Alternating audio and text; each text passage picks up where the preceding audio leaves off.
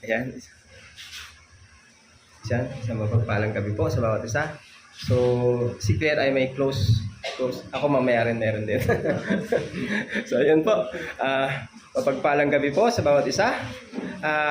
Bago ako mag-start ulit ay bilang isang tinuturing natin na Kristiyano na tayo.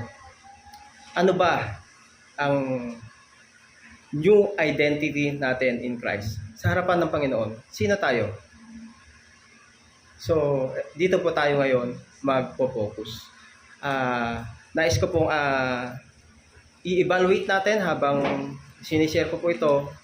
We need to evaluate ourselves, i-assess natin, i-examine natin. Ano ba tayo sa harapan ng Panginoon? Nasaan na tayo? At sana po ay maging honest lang tayo kasi wala naman talaga tayong kalakasan eh.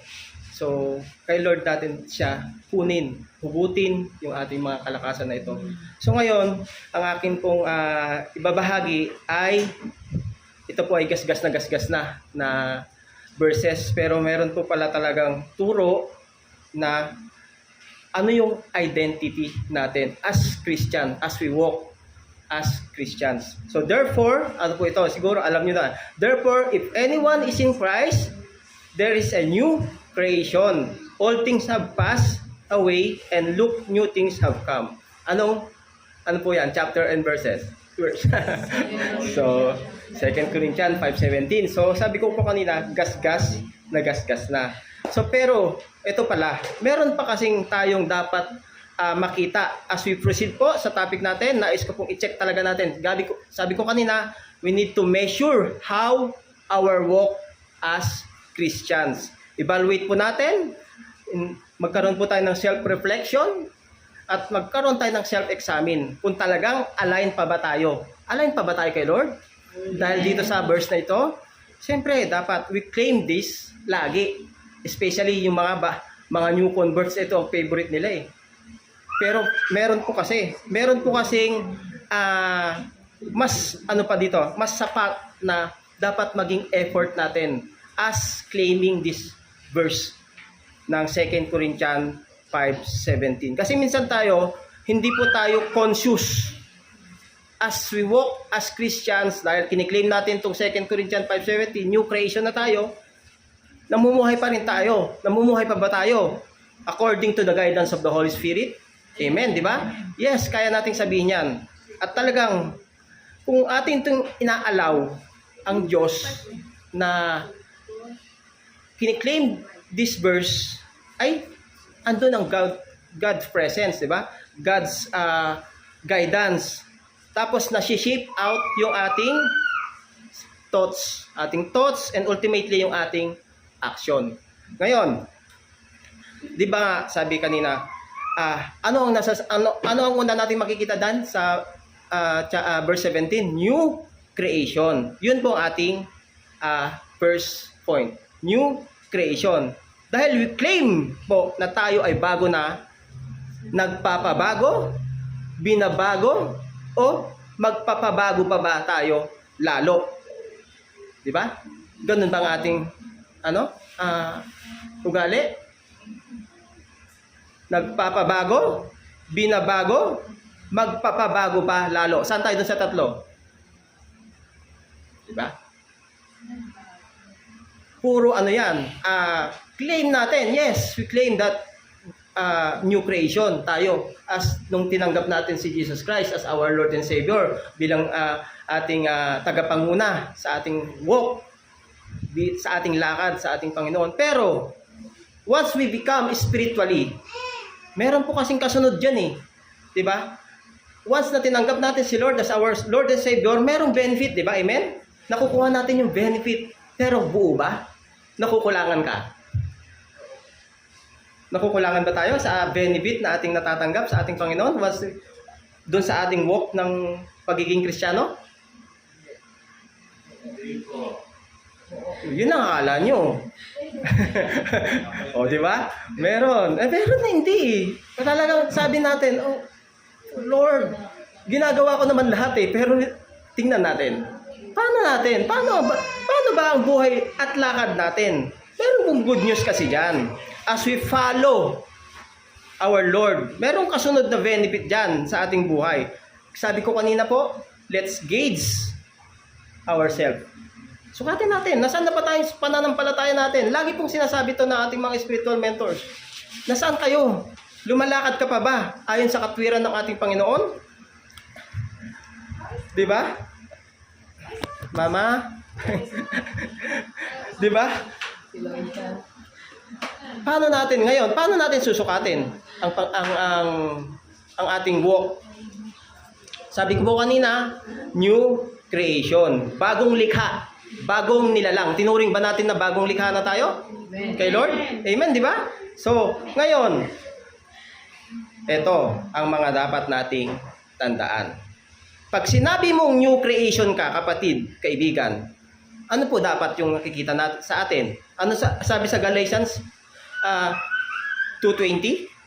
Ano sabi doon? Galatians 2:20. Ang sabi diyan, you no longer live spiritually, but Christ lives in you. The life you are now living is Christ's life. Ibig sabihin po, pag sinabi mong ikaw ay new creation, dapat ikaw ay na-crucified with Christ. Ikaw ay namatay kasama ng Panginoon. Amen? Yes. Namatay ka kasama, hindi ikaw na ang nabubuhay sa iyong sarili. Yes. Kundi si Kristo na ating ipinapamuhay. Atin pong sinasama si Christ. Atin pong itong nire-reflect sa iba, pinapakita. 'Di ba? Yung ating pananampalataya nagiging matatag kahit sa kabila ng mga pagkukutya or naririnig mong negatives. Patay ka na kasama si Kristo. Dapat ganun ang ating maging mindsetting. Amen? Amen. Patay tayo with Christ. Amen. Now, pangalawa, at pag ikaw ay new creation na, bukod po sa ikaw ay namatay kasama ni Kristo, tayo rin po ay merong dahil ikaw you will live in Christ, anong mangyayari sa atin? Once we live in Christ, namatay po tayo sa kasalanan. Di ba? Namatay tayo. The power of sin cannot rule. Hindi na po nagro-rule sa buhay natin. Hindi na po siya ang nangunguna. Dati walang patunggangan. Bawat bigkas ng salita mo ay may kasamang karugtong mura. Ngayon hindi na po. Nagiging na tayo? Maingat sa ating mga binibitawan. Amen? Meron tayong bagong, sabi nga kung titignan niyo po, masyado kasing mahaba, doon sa Romans 6:1-7, ang sinasabi dyan, puro bagong buhay kay Kristo. Tingnan niyo po, Romans 6:1-7. Kasi nga, once we claim that new creation, ikaw ay patay din, namatay din ang mga kasalanan na nananaig sa ating mga buhay. Amen, di ba? Dati nananaig ang kasalanan. Talagang palasagot ka. Talagang wala kang galang. Di ba? Ganun ako dati. Ganun din ako dati. Hindi ko alam, hindi ako aware. But thanks God, naparealize na yung ganyan. Now, kung tayo ay namatay, at pinatay din ang kasalanan, namatay din ang kasalanan, meron pa po. Di ba? Dahil tayo namatay kasama si Kristo, tayo rin po ay binigyan ng kaisipan mula kay Kristo. Makikita nyo yan sa 1 Corinthians 2:16.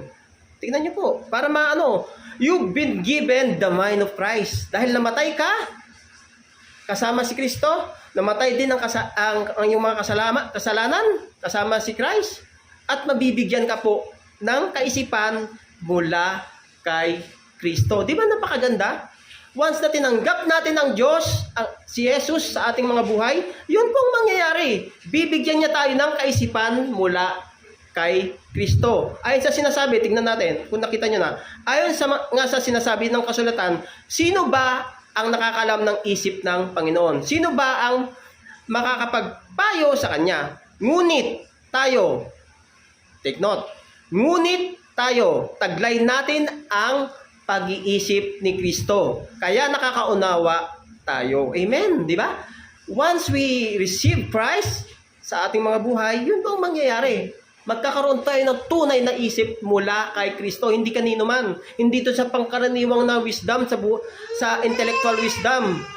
na ay yung ating knowledge. Kumbaga, iba kasi yung wisdom dun sa knowledge, di ba? Dahil, ito pa, dahil kung ikaw po ay nabigyan din ng kaisipan mula kay Kristo, at ito naman ang isa pang maganda. Christ Himself is in you. Naniniwala po ba tayo doon? Di ba? Bago na tayong nilalang, andun na si Kristo. Sa atin na, nasa buhay na natin si Kristo. Ito po kailangan natin kasing maunawa. Napakadami po. Siya sa Colossians 1:27, tingnan nyo. That Christ Himself is in you. Colossians 1:27. Nais ng Diyos na ihayag sa atin ang dakila at kamanghamangan niyang plano para sa lahat ng tao. At ito ang lihim na plano. Si Kristo ay suma sa inyo. Sarap, di ba? Once you are new creation, first point, new creation, ha? Tignan natin to. Now, dahil new creation tayo, nabigyan tayo ng kaisipan, si Jesus ay namumuhay sa ating mga buhay, kasama natin siya, partner na natin siya. Ito pa ang isang pang maganda. You've been forgiven of all your sins. Amen. Naniniwala po ba tayo doon? Amen. Na tayo ay pinatawad na. Kaya ikaw, kaibigan kapatid, kung nag-iisip ka ba na sa sobra mo, daming sins, kita niyo sa DCAS, Mama, dami ko na pong sins. Ano yan, naririnig niyo ba yun? Di ba? Kasi ako sumagot ako kay Papa, ganun, di ba? Sabi niya yata, nagsinungaling ako. Di ba? Pero take note, si Lord ay hindi nagtatanim. Di ba? Hindi po siya pinatawad niya na lahat ng ating mga kasalanan. Di ba po? Take note po yan, pinatawad lahat. Wala siyang tinira. You are cleansed by the blood of Jesus. Binura niyo lahat. Kung gaano ka pa kasalanan, huwag mo nang isipin. Basta mag-focus ka kay Lord. Huwag kang babalik doon sa kasalanan mo. Kasi nga, new creation ka na. Amen? Now, meron bang isa? You are forgiven. You are already been made complete. Naniniwala ba tayo? Kompleto na tayo? Amen. O nagdududa pa tayo? O kulang tayo? Hindi Alam niyo po, wala pong dahil nga minahal tayo ng Lord. Di ba? Christ Himself is in you. Kaya buo tayo. Amen? Buong buo. Sa pagpapatawad ng ating Panginoong Yesus, tayo ay ginawa niyang buo. Naging ganap, kumbaga we made complete, di ba? Colossians 2:10, tingnan nyo, para makita nyo. Colossians 2:10. Ang ganda niyan. Naging buo tayo dahil kay Kristo. Now, meron pa, itong pinakamahalaga. Dahil new creation ka na, tayo ay new creation. Tandaan po natin, ito pa ang isang maganda. You've been given a spirit of power, love, and self-discipline. Meron na ba tayo na to? May power ba tayo? Anong power yan? Sige, tingnan natin. Ito po ang pinakamagandang supporting verse niyan. Dahil, sabi nga, read 2 Timothy 1:7. Tingnan ninyo. Hindi tayo binigyan ng Diyos ng espiritong duwag. Di ba? Ano sabi diyan? 2 Timothy 1:7. Sapagkat hindi tayo binigyan ng Diyos ng espiritu ng kaduwagan, kundi espiritu ng kapangyarihan, pag-ibig at disiplina sa sarili. Napakasarap, di ba? New creation na tayo, tandaan natin yan, kaibigan, kapatid. Kaya kung claim, dito tayong lahat, as a congregation, palaganap natin yan. Yun po ang dapat makita sa atin, new creation. Napakadami nating sandata ng salita ng Panginoon na para ipagyabang na si Jesus ang namumuhay sa atin. Si Jesus ang nasa sarili natin, nasa buhay natin. Ang sarap lang. Na wala kang kaba-kaba. Kahit sino pang kaharap mo. Kakabahan ka siyempre, pero kung alam mong si Lord, si Jesus ang kasama mo, di ba? Di mo si David, di ba? Kahit si Goliath pa yan, kahit ganong Goliath pa yan sa buhay na nakikita mo physically, pero si Lord ay nasa iyo, binigyan kanya ng power. Amen? Yan po ang benefit ng na kay Kristo, di ba? Madaming pwedeng gawin si Lord sa atin na maaari nating pamuhay, di ba? Sa ating paglakad bilang buhay na patotoo. Kaya kaibigan, kapatid, assess yourself. O, saan ka ngayon? As a new creation, ano tayo? Rate to 1 to 5. Sino 5? Kung ikaw ang new creation, base dito sa ating mga na-receive, sino ang 5? 1 to 5? Kasi galing kay Jesus po, di ba po? Dapat maging ano tayo, maging aggressive tayo na 5 tayo, di ba? Kasi galing kay Jesus. Parang duda kayo. Sige, meron pang 3. Yan na, duda pa kayo. Meron pa akong 3. Una pa lang yan, new creation. Pero napakaganda ng kanyang pangako, di ba? Ang sarap lang isipin na ganun, new creation. Ganyan pala yun. Ano yung una?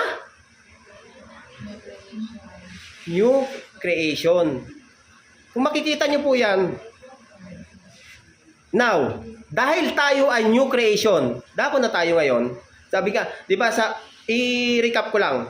Di ba sa new creation, ikaw ay na-crucified, ikaw ay namatay, na-died with Christ, you've been given the mind of Christ, you've been forgiven all of your sins, and you've been made complete, and meron kang katapangan. Di ba? Right? Dapat ngayon, maging honest na tayo ngayon. Nasaan tayo dun sa lugar na yun?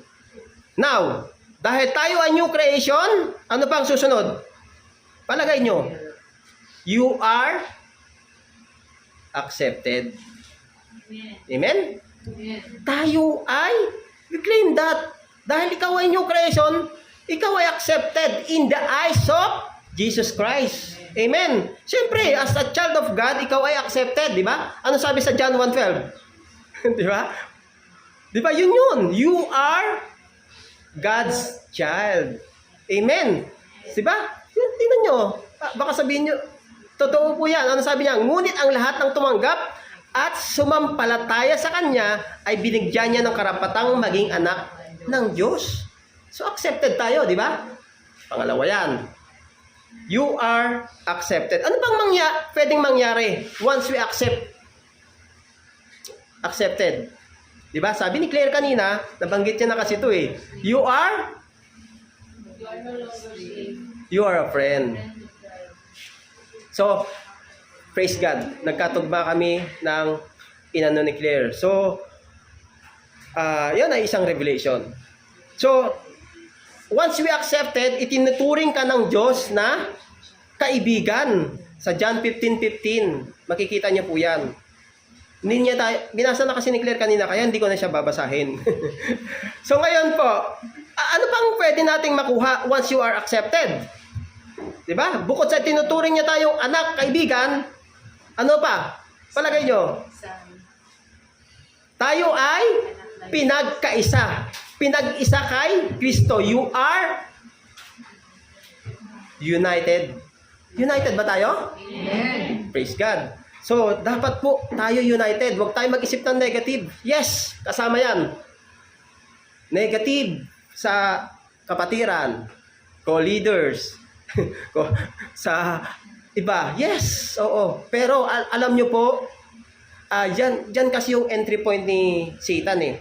Huwag tayong papadaig doon. Huwag po tayong papadaig. Laging ganyan si Satan. Yan ang trabaho niya. Ang tayo ay hulihin doon sa mga mahihina natin. Eto, mahina tayo dito pag ganito. Pag sinabing united, wawasakin niya. Guguluhin niya. Gagawa siya ng distraction. Pero hindi tayo papayag. Bilang anak ng Diyos, tayo accepted niya. At meron pa. Kung ikaw ay tinuring na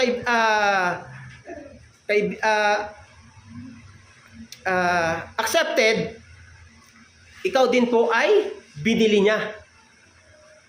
Ng ano? You've been bought with price. Anong price yun?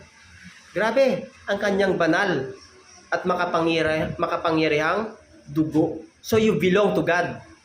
Amen? Bilong na bilong tayo kay God. Sa 1 Corinthians 6:19-20, tingnan nyo. Para makita nyo po. Sabi dyan, 1 Corinthians 6:19-20, sabi niya, hindi ba't ang katawan ninyo ay templo ng banal na espiritong nasa inyo at tinanggap ninyo mula sa Diyos? Kung ganon, ang katawan ninyo hindi na sa inyo, kundi sa Diyos. Verse 20, dahil tinibos kayo ng Diyos sa napakalaking halaga. Amen. Hindi po basta-basta yung pagbili ni Jesus Christ sa atin. Kaya once we are creation, new creation, and you are accepted, ito, tandaan natin to na tayo ay binili ng hindi basta-basta. Amen? Napakalaking halaga. Kaya gamitin ninyo ang inyong katawan para sa ikakapuri ng Diyos. Now, dahil ikaw ay they bought with a price, you are a member of Christ's body. Kanina, nabanggit na naman ni Claire. Divine. Diba? You are a member. Tayo, halimbawa, ako ulo, ay si Bishop ulo, kami kamay, galamay, paa. Oh, diba? Ganun yun. Yung kidney, Sister Emma. So, siniko. Meron pa rin purpose yung kuko kasi wala kang pangkamot, di ba? Pag may makate, kaya nga ganun ang ginawa ni, you are a member of Christ's body. Iisa tayong katawan. Meron lang iba-iba tayong tungkulin. Nagkataon lang na may maganda, may mas maganda, pero sa patingin ng Diyos ay lahat ay maganda. Amen? So, wag niyo po kayong sabi kasi dito, kaya nga sinabing you are a member of Christ's body, ikaw ay holy and blameless. Ephesians 1:4. Tingnan nyo. Ephesians 1:4. Holy and blameless. Ginawa niya tayong holy at blameless. Purihin natin ang Diyos at Ama ng ating Panginoong Hesus Kristo. Dahil sa pakikipag-isa natin kay Kristo, ibinigay niya sa atin ang lahat ng pagpapalang espiritual mula sa langit. Bago pa man niya likhain ang mundo, pinili na niya tayo para maging banal at walang kapintasan. Napakasarap, di ba? Sa paningin niya dahil sa pag-ibig niya.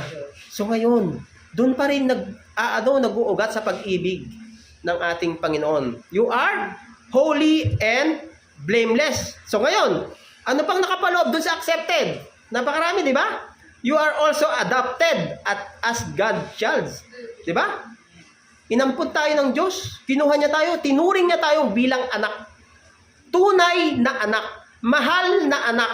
Lahat na po ginawa ng Panginoon sa atin. Di ba? Ephesians 1:5. Tingnan nyo. You are you've been adopted as God's child. Ephesians 1:5. Now, meron bang nakapaloob? Once we accept, you have been direct access. Ito ang pinakamaganda. You have a direct access to God through the Holy Spirit. Amen? Kasi nakakapag-pray tayo direct access. Hindi na po, dati kasi 'di ba? Kung matatandaan nyo doon sa tabernacle, meron pang holies of holies doon para lang ipaabot sa ating Diyos Ama yung ating mga panalangin. Pero salamat kay Kristo. Ginawa niyang direct access tayo, parang telepono, cellphone na lang, 'di ba? Connected na tayo agad. Amen? So, through the Holy Spirit po direct access natin. Then, ito pa. Dahil ikaw ay accepted, you may approach God with, etong pinakamahalaga, with freedom. Dahil doon sa prayer natin, you may approach God with freedom and confidence. Ang sarap, di ba? Ang sarap. Accepted ka niya. Pero ito, pinibigay niya, you may approach God with freedom and confidence. Kaya itong 2 Corinthians 5:17, napakarami pala na pwedeng matutunan natin. Hindi lang kinukuto lagi. Tingnan nyo yan. Ephesians 3:12. You may approach God with freedom and confidence. Kikita nyo. So ngayon, dahil sa pananampalataya natin kay Kristo Jesus at pakikipag-isa sa Kanya, tayo ngayon ay malaya ng makakalapit sa Diyos ng walang takot at pag-aalinlangan. Praise God! Thanks God talaga. Napakabuti po ng ating Panginoon. Tayo ay may buong kalayaan. 'Di ba? Sa ibang bansa, hindi na nila magagawa 'yan. Siguro makita lang lumuhod yung ibang tao doon. Papatayin na sila. Ganun ang kagrabe na sa ibang bansa. Ngayon, grabe yung persecution. Pero tayo, lahat ng nagtitiwala sa ating Panginoon ay malaya na makadulog at makalapit. Ano pa? Ano yung una? New creation. Pangalawa, accepted.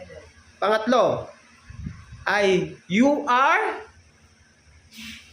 secure. Naniniwala ba tayo doon? Na secure na tayo? Di ba? Yung bawat isa sa atin kasi, di ba? Ito kasi sa buhay natin, alam natin na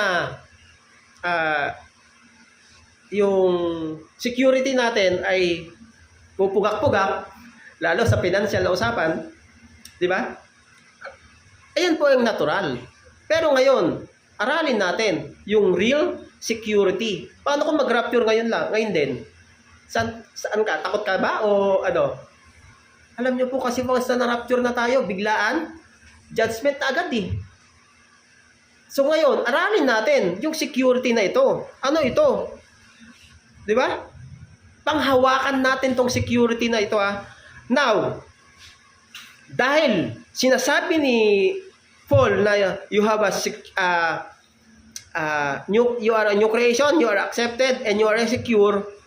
Now, dahil you are, merong kasing dito, sa Romans 8:1, sabi niya, you are free forever from condemnation. Ano yung ibig sabihin yan? Diba?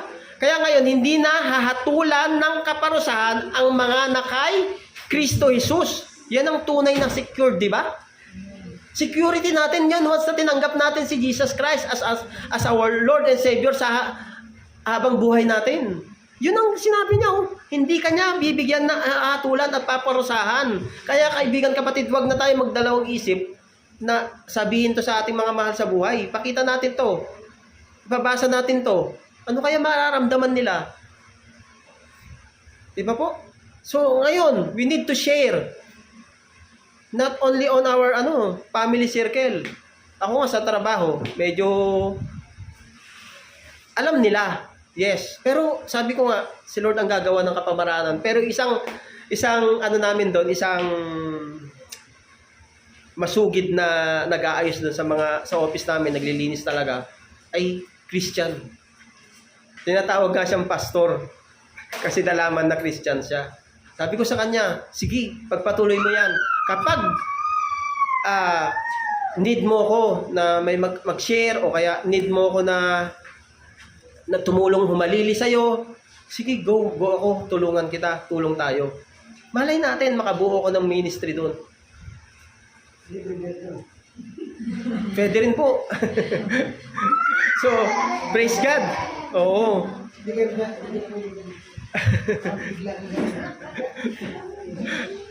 So ngayon, yun yung tunay na security ba? Na kanino po ba ang tunay na security natin ngayon? Na kay Kristo lang, di ba? Yun yung assurance natin, yun yung security natin na basta na kay Kristo, forever na hindi hahatulan ng kaparusahan. Amen? You can be assured that all things in your life will work together. Amen? Sabi yan sa Romans 8:28. For our good. Once, yun ang panghawakan lang natin. Alam natin, lahat ng bagay, will work together for our good. Lagi. Kasi yun si Jesus Ganun siya mag-isip para sa atin, advance siya. Para tayo ay samahan, bigyan ng tamang kaisipan. Di ba sabi nga, ikaw ay binigyan niya ng tamang kaisipan sa una nating puntos kanina. Yung isip mo ay na kay Kristo. Bibigyan ka pa niya, dadagdagan pa niya, pupunuin pa niya. Diba? Napakasarap lang. You can never separate from the love of God. Yun yung security pa nating isa. Sa Romans 8:35-39, sinasabi yan. You can never separate. Napakasarap lang isipin na yung pagmamahal ni Kristo na ipinadama niya hanggang sa ngayon ay nararanasan natin. Kaya wala tayong takot. Kanina, di ba sabi? Dapat hindi ka matakot na hatulan sa iyong kasalanan. Kasi tayo sabi, kasalanan naman ako Lalayo na lang ako. Yung iba ganun ng spirit Pero hindi Dapat marinig natin yung tunay na na balanse na tinuturo ng Panginoon sa atin. Kasi minsan tayo, itong utak natin ay makitid. Limitado. Walang magagawa. Pero kung ang buhay natin, yung isip natin, lagi nating isinasalig sa Panginoon, ay makakaya naman natin lahat, di ba? Amen po? Kaya natin.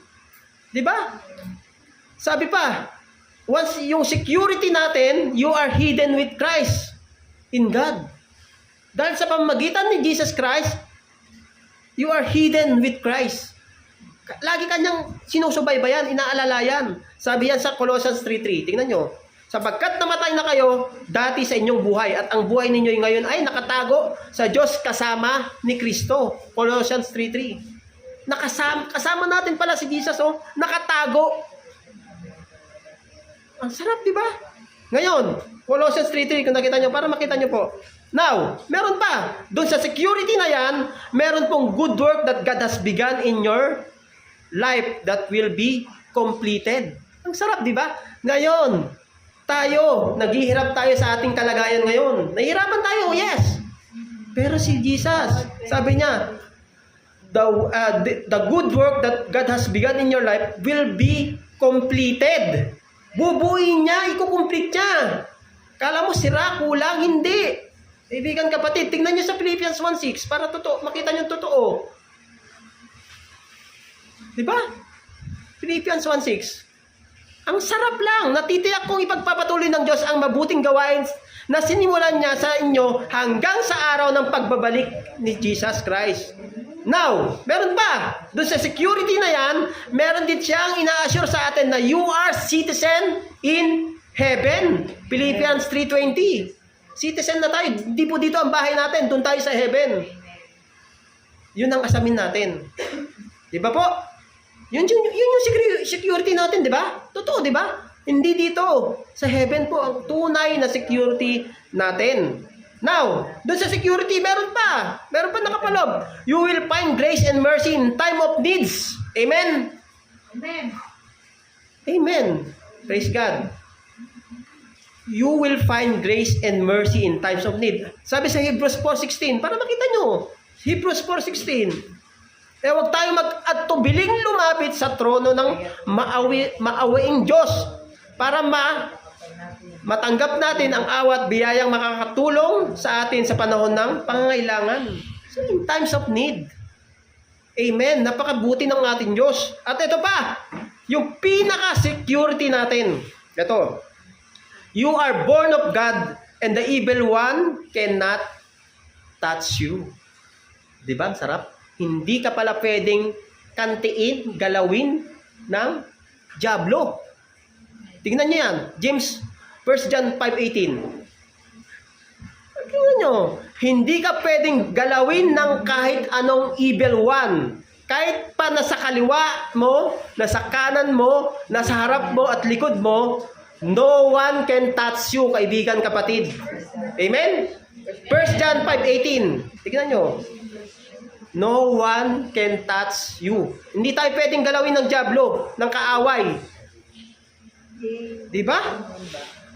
Alam natin ang sino mang naging anak ng Diyos ay hindi na nagpapatuloy sa kasalanan. Iniingatan siya ng anak ng Diyos at hindi siya maaring saktan ng diablo. Kahit sino sa atin ay hindi pwedeng manakit. Hindi tayo pwedeng saktan. Di ba? Now, ano yung una na puntos? You are new creation, accepted and secure. Ang sarap, oh. Nakita nyo ba lahat? Oh, saan yung security natin doon? Doon sa accepted, ilang percent? Sino ang 5? 71. Sino ang 5 doon sa rate mo? Amen. Na accepted? Amen. 1 to 5. Pag ni-rate mo? 5. Yes, amen. Kay Jesus. Amen. Sa security, oh, saan ka? Pag in-evaluate mo, in-assess mo yung sarili mo, saan? 5. Siyempre, security yun, ha? Doon ka sa 5. Amen. Pang-4. Panghuling puntos ko po. Now, naiinip na. Pero, ito ang pinakamaganda. Last na po ito. Sorry, ha. Biro lang. Excited kasi silang makinig, oh. So ngayon, you are significant. Ano yung significant na yan? Ha? Kung ikaw ay new creation, accepted, at may total security from the Lord, ano kaya ang significant na ito? Pag sinabi po kasing significant, tayo ay mahalaga.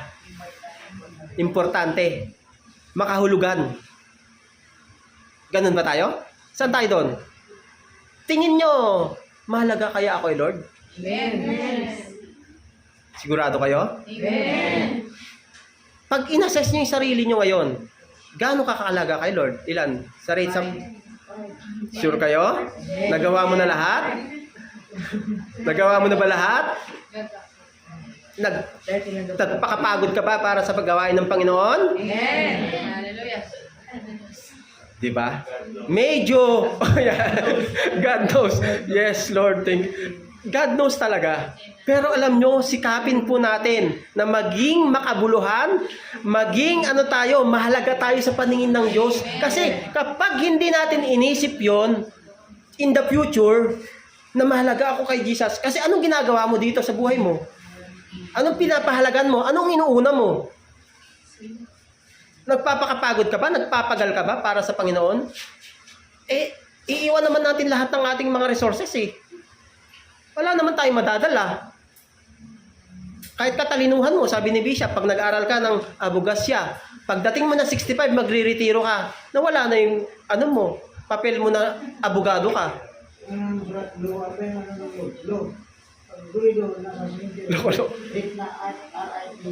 Oo. Tingnan mo. Kaya dapat sikapin po natin na alam niyo po deserve po natin. Thankful tayo. Deserve po natin yung attention ni Lord. Amen, di ba? Pero paano? Paano natin gagawin 'yon? Paano tayo magiging deserve sa ating Panginoon? Ito significant na pinag-uusapan natin dito. Dapat maging ganito ang buhay natin.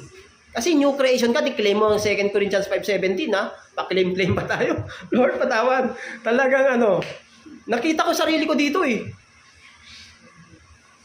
Di ba? Naging makabuluhan ba tayo? Ngayon, meron po kasing nakapaloob dyan. You are the salt and light of the earth. Totoo ba tayo dito? Matthew 5:13-16. Kailangan po natin maging ilaw, asin. Di ba? Ngayon, dahil may sinasabi nating makabuluhan tayo, mahalaga tayo, importante tayo sa paningin ng Panginoon, dapat ganito ang maging asal natin. Ganito ang magiging attitude po natin. Salt and light of the world. Di ba? Ano tayo? Saan tayo ngayon? Gauge nga natin sarili natin. Saan? 1 to 5. Nagiging salt and light ba tayo sa kapitbahay natin? Amen. Amen. Praise God. Thank you. Thank you, Lord. Talaga. Gawin natin yung best natin. Ito kulang. Alam ko. Meron pa. Gawa tayo ng paraan. Paano natin ito ma-improve sa ating buhay Kristiyano, sa ating lakad Kristiyano. Kasi talaga, hindi natin kakayanin to. Pangalawa, you are a branch of the true vine and a channel of His life. Sabi yan sa John 15:5. Ako ang puno ng ubas at kayo ang aking mga sanga. Ang taong nanatili sa akin at ako rin sa kanya ay namumunga ng marami sapagkat wala kayong magagawa kung hiwalay kayo sa akin. Talagang sinabi na dito, kung meron kang significant sa buhay mo, mahalaga ka, importante ka, dapat makita to. Branch or vines of the tree. Isa po tayong united tayo sa pamamagitan ni. Now, meron pang isa. You have been chosen and appointed to bear fruit. Hindi po ito mabilis na gawin. Chosen ha. Take note of that. You have been chosen and appointed to bear fruit. Namumunga po ba tayo? Nagdadala ba tayo ng bunga? Amen. Ito yun. John 15:16 yan. Chosen and appointed. Hindi to biro, utos to. Instruction to ni Lord sa atin. Now, meron pang isa.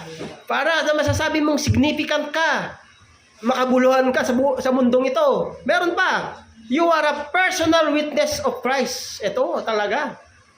Nagiging personal witness ba tayo? Ito na. Ang bibigat nito. Acts 1:8. Tingnan niyo po. Personal witness of Christ. Di ba? Pag nasa atin ang banal at makapangyarihang espiritu, hindi po tayo mahirapan na ipakita, iparamdam, iparanas, ipagyabang na witness tayo ni Christ. Di ba po? Praise God. Now, meron pang isa. Medyo, anong rate natin doon sa personal witness with Christ? 1 to 5. 5 pinakamataas. Medyo natahimik, di ba? Mahirap po ito. Pero by God's grace, sa tulong po ng ating Panginoon ay magagawa natin to. Panalangin lang natin, dumulog lang tayo, at lumuhog talaga sa Panginoon. Hindi natin kakayanin. Never natin makakaya. So ngayon, meron pang isa. Kala nyo tapos na. You are a God's temple. Amen? Templo na tayo ng Panginoon, di ba? Mabilis na yan. 1 Corinthians 3:16, tingnan nyo. Hindi nyo ba alam na kayo templo ng Diyos at ang Espiritu ng Diyos ay naninirahan sa inyo? Now, meron pa. You are seated with Christ in heavenly realm. Ano yan? Ephesians 2:6. Sabi dyan, at dahil sa pakikipag-isa natin kay Kristo Jesus, binuhay tayo ng Diyos mula sa mga patay kasama ni Kristo para maghari tayong kasama niya sa kaharian ng langit. Napakaganda. Meron pa, you are God's work of art. Diba? Created to do good works. Nilikha tayo para gumawa ng mabuti. Napakabigat na itong mga to. Pero ito pa, magagawa natin. If you are a significant in the eyes of God, you can do all things through Christ who will give you strength. Ano yan? Anong verse yan? Kabisado niya na. Alam natin, di ba? Kaya natin. Ngayon, sa ating conclusion. Ano yung una natin? Di ba? New creation, accepted, secure, and dapat maging significant tayo sa ating mga buhay. So ngayon, sa ating conclusion, sa ating journey, bilang isang binago at merong real identity with Christ. Alam naman natin na hindi madali, di ba?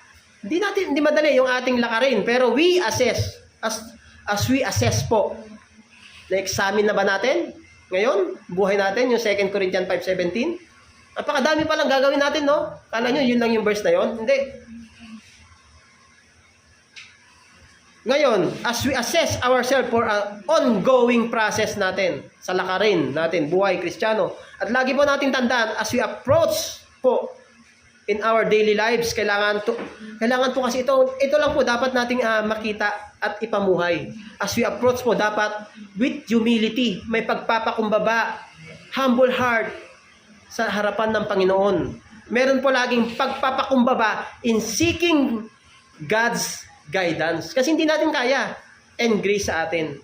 Yun dapat po, humility, a humble heart, and yung pagpapakumbaba. Dapat nakita sa atin yung God's guidance ay pagpapakumbaba. At hinahanap natin yung guidance and grace ng Diyos sa atin. Remember po, yung new creation na goal natin ay hindi naman po palagi dapat hindi dapat ma-achieve na perfect, di ba? Hindi perfect. Yes. Hindi naman kasi tayo perfect. Dahil si Christ lang ang perfect, di ba?